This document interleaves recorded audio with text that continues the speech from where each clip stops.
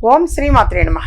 ఇప్పుడు తెలియజేసే అంశము మరి హోళీ పండుగ అనేటువంటిది వస్తున్నది. ఆ హోళీ పండుగ రోజున వాస్తవంగా ఎన్నెన్నో పూజాది కార్యక్రమాలు కూడా నిర్వహిస్తూ ఉంటాము.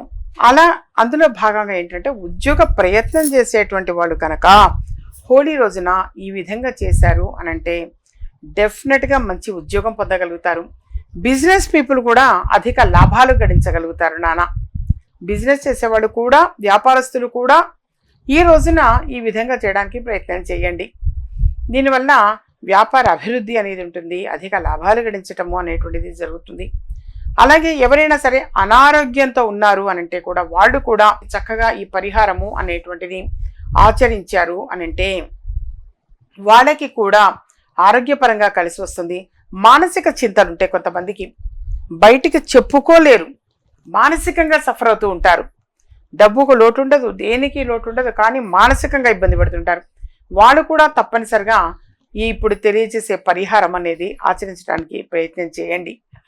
దానికల్లా మీరు చేయాల్సింది హోళీ పండుగ నాడు అంటే పౌర్ణమి అని అంటాం. ఆ పౌర్ణమి రోజున ఆ రోజు రాత్రి పూట మీరు ఒక బౌల్లో పాలు అనేవి తీసుకోండి. అది వెండి బౌల్ కావచ్చు, ఏదైనా ఒక పాత్రలో పాలు తీసుకోండి ఒకటి. ఆ తర్వాత మరొకటి ఖర్జూరం పండు అని ఉంటాయి, ఆ ఖర్జూరం పండు అనేటువంటిది కూడా వీలైతే ఆ పాత్రలోనే, ఆ పాలల్లో దాంట్లోనే ఖర్జూరం పండు కూడా అలా వేసి ఉంచండి. వేసి ఉంచి టెర్రస్ మీదకి వెళ్ళి ఆ చంద్రుడికి చూపించండి. అది చూపించి ఇంత పూర్వం నేను ఎప్పుడు కూడా పౌర్ణమి రోజున ఈ పాలు అనేది నైవేద్యం పెట్టి మీరందరూ కూడా తీసుకోండి, చాలా మంచిది అని చాలా సంవత్సరాల నుంచి తెలియచేయడం జరుగుతుంది. ఈ హోళీ పౌర్ణమి రోజున తప్పనిసరిగా చేయడానికి ప్రయత్నం చేయండి. ఆ రోజు చంద్రుడికి చక్కగా పాలు, ఆ పాలలో ఒక ఖర్జూరం పండు కూడా వేసి ఇలా చంద్రుడికి నైవేద్యం పెట్టడం అంటే కాస్త ఆ రేసెస్ అనేది పడతాయి. అలా పడ్డ తర్వాత వాస్తవంగా ఆ తర్వాత అది చక్కగా కిందికి తీసుకొని వచ్చి అందరూ కూడా, కుటుంబ సభ్యులందరూ కూడా అది తీర్థంగా స్వీకరించవచ్చు, ప్రసాదంగా స్వీకరించవచ్చు. ఆ ఖర్జూరం పండు అలా చక్కగా తీర్థ ప్రసాదాలు అనేటువంటిది పుచ్చుకోవటం వలన ఉద్యోగ ప్రయత్నం చేసే వారికి ఉద్యోగం వస్తుంది, వ్యాపారస్తులు అధిక లాభాలు గడించగలుగుతారు, ఆరోగ్యపరంగా కలిసి వస్తుంది, మానసికంగా కలిసి వస్తుంది. చంద్రుడు మనఃకారకుడు, మానసికంగా పడుతుంటారు కొంతమంది ఇబ్బంది, ఆవేదన. మీరు గమనిస్తూ ఉండండి. డిప్రెషన్ అంటారు. ఏంటి అసలు ఆ డిప్రెషన్ అంటే? ఎందుకు వస్తుంది ఆ డిప్రెషన్ అంటే? ఆ స్ట్రెస్ ఎందుకు వస్తుంది? వర్క్ ప్రెషర్ పెరిగిపోతున్నది. వాస్తవంగా వర్క్ ప్రెషర్ పెరుగుతుంది. వర్క్ ప్రెషర్ అంత ఎందుకు? మరి అన్ని లక్షల జీతాలు ఇస్తుంటారే వాళ్ళు వాస్తవంగా మరి మిమ్మల్ని ఎంత వర్క్ చేయించుకుంటే అంత సాలరీస్ ఇస్తుంటారు. ఇదంతా లింక్ నాన్న.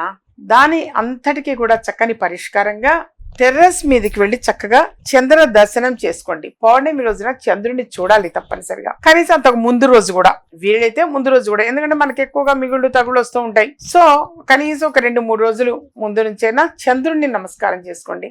చేసి ఓం నమస్వాయ అని అనుకోండి. సరే, ఆ చంద్ర దర్శనము అనేది చేసుకోవటం వలన మానసికంగా కలిసి వస్తుంది. ప్రధానంగా తెలియజేసేది చంద్రుడు మనఃకారకుడు, మానసికంగా ఉండాలి ఎవరికైనా సాటిస్ఫాక్షన్ అనేది.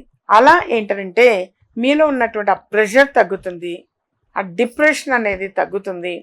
ఈ మధ్యకాలంలో మీరు గమనించండి, ఎక్కువ మంది కూడా ఇలా బాధపడుతూ ఉన్నారు.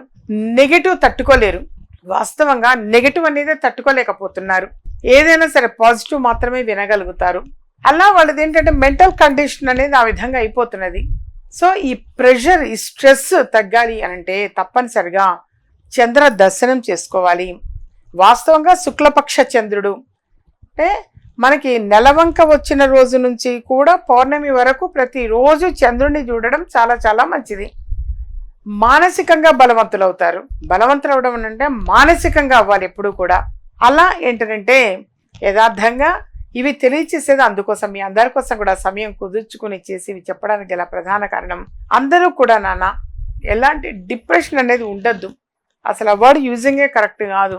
హ్యాపీగా ఉండండి, చంద్రదర్శనం చేసుకోండి, చంద్రుడిని చూడండి, పాలు నైవేద్యం పెట్టండి, పాలలో ఒక ఖర్జూరం పండు పెట్టండి, ఆ పాలు ఖర్జూరం పండు తీర్థ ప్రసాదంగా స్వీకరించండి. మీలో ఉన్న స్ట్రెస్ తగ్గుతుంది తప్పకుండా. అలాగే ఈ నెల 16వ తారీఖున వైజాగ్లో అందుబాటులో ఉంటానని ఆదివారం రోజు, అలాగే 17వ తారీఖు సోమవారం రోజున రాజమండ్రిలో అందుబాటులో ఉంటా. 18వ తారీఖు మంగళవారము విజయవాడలో అందుబాటులో ఉంటాను నాన్న. నెక్స్ట్ మంత్ అంటే ఏప్రిల్ నెల 13వ తారీఖున తిరుపతిలో అందుబాటులో ఉంటా ఆదివారం రోజు. అయితే ఆ సమీప ప్రాంతాల్లోని వారు కావచ్చు, అక్కడి వాడు కావచ్చు, ఎటువంటి సమస్య అనేది ఉన్నా చక్కని పరిష్కారం కోసం తప్పనిసరిగా సంప్రదించవచ్చు నాన్న. అలాగే దైవిక వస్తువులను కలెక్ట్ చేసుకోవాలనుకున్నా మీరు అక్కడికి వచ్చి కలెక్ట్ చేసుకోవచ్చు. మా ఛానల్ సబ్స్క్రైబ్ చేసుకోండి, మరి కొంతమంది షేర్ చేయండి.